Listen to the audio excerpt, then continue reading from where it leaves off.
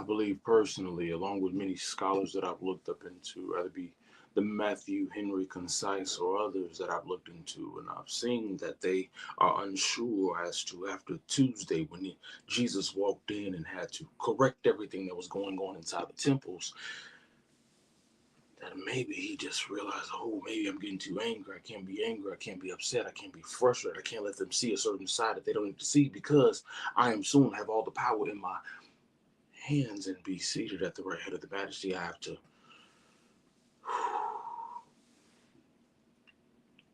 calm down and be silent. The assumption is that on Wednesday, Jesus did something that he often does in many situations after he takes care of the people. He was okay with doing something that many people need to learn how to do. He did what he needed. He took care of the business. He handled the situation. He was solution oriented and not problematic. And after he got done with all of those issues he was dealing with, he was okay with silence. He didn't have to say anything. He didn't necessarily have to do anything. He just moved about because he knew what was getting ready to come about and he knew what was getting ready to happen.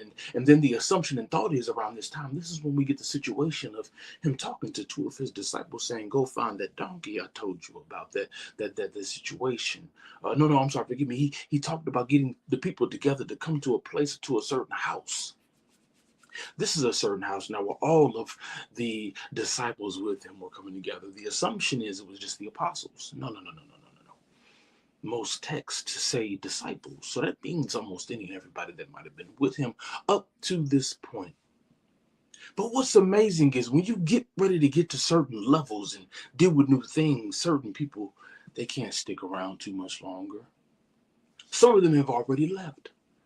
Some of them have already moved on, and now what was once a great big crowd is now dwindling down to just a few people here and there, and you're still wondering who's with you, who's not with you, who's with you because it looks good, who's there for the show, who's there for the opportunity, who's just there to get something out of it and not really there for you.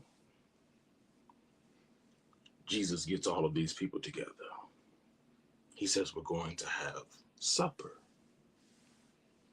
It was common that when you come in with for supper, you would remove certain garments and remove certain things so that nothing would be in your way.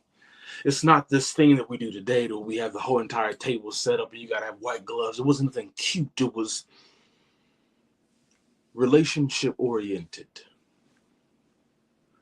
To give a slight example as to how different it wasn't like your Thanksgiving to where you have this beautifully spread out table. And sometimes it's surrounded by people who don't even like each other.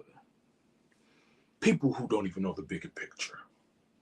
No, it wasn't that at all. And everybody sat on the floor. Some kind of lay down and just relaxed.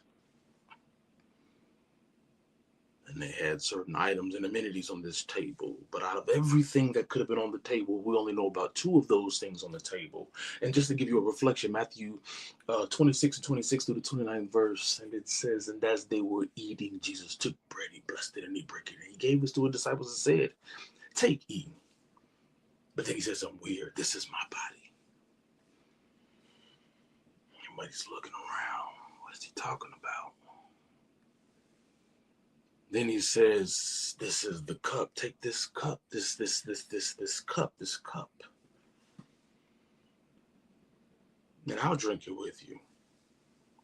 But I won't drink it again with you, really, until we get to my Father's kingdom. And all of them looking around, still confused. Did he just say this is blood? Because Jesus did mention inside of that, this is the blood of the new covenant. Trying to get a new covenant. What is he talking about? See, when we read these things today, we're reading them looking backwards, but they're looking at them having to look forward. And like anything in life, we all struggle with looking forward. That's why so many people slip backwards. And so Jesus sets up what we now call communion. But what I've learned in this moment of Jesus leading up to the cross, that he was doing some of his most dynamic teaching. He sets the bread right in front of him.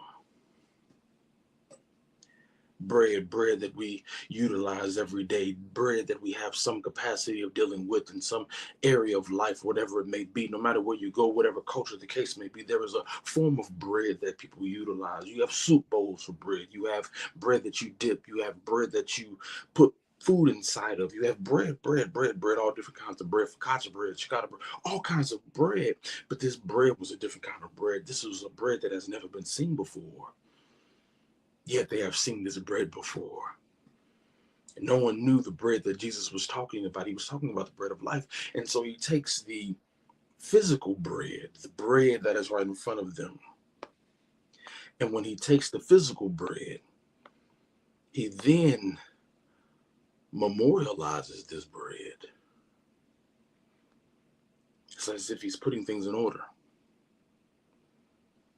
He memorializes this bread. And he's manifesting the bread. Now that doesn't make sense. How could he take the physical bread and be doing all of that at the same time? Because if it's a memorial bread, then that means something has happened to the bread, that we would need to memorialize it. Because he says, do this in remembrance of me. But what do we need to remember, Jesus? I don't understand. What are you doing? How could he be manifesting bread that's sitting in his hand? I don't understand. And how could you be, brother, manifesting and memorializing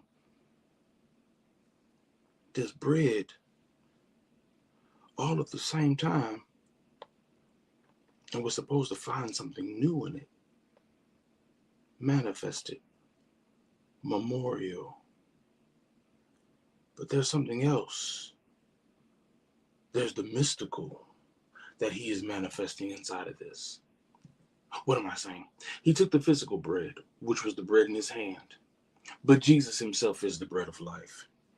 And he gave the physical bread to the body, which is known as the bread. That's the mystical body, the people, that's you and me. And when he gave them the body, he said, take, eat, for this is my body. And he's memorializing a body that has not been prepped or prepared, so to speak, and has not been removed from this earth. That is his body. So he gave them a physical manifestation of a spiritual thing that they could never comprehend. It is also called an anthropomorphic term. So Wednesday, he says nothing at all after tearing up the temple because people were selling doves and doing all of whatever they wanted to do. And Thursday, now he's talking about blood and bread. The blood and the bread. The blood that will drip to the ground and allow us to be a part of his DNA, but the bread that we eat daily. We eat daily to give us the energy we need to manifest the things that we need. The bread that we eat daily, the mystical, so we can learn how to have faith. And faith is the substance of things hoped for and the evidence of things not seen. But by it, the elders obtain a good rapport. We get to see the elders who obtained it, but we are still in the pressing toward and reaching toward the mark. For the memorial body, a day that one day we again, over and over and over, should be hoping and rehearsing in our minds to believe it will happen, that we will hear the memorial moment that Jesus says on the other side. Not what's said at the funeral, but on the other side. Job well done. And though it may be scary, but it's the reality. That's what we all should be seeking and working for. Jesus is working himself to this moment because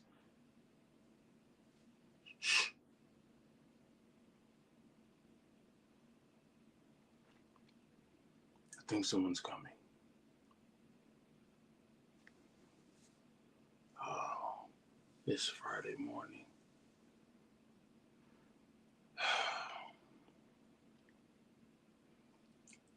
I know I asked for you to remove the bitter cup, but not my will. Thy will be done.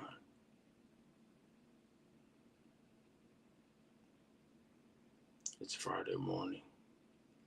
It's almost 3 o'clock. In about 24 hours, the same way the sun is not shining right now behind me outside, because it's 2:10 in the morning, it's the same way that sun won't shine when Jesus is on that cross. A day the sun has never seen,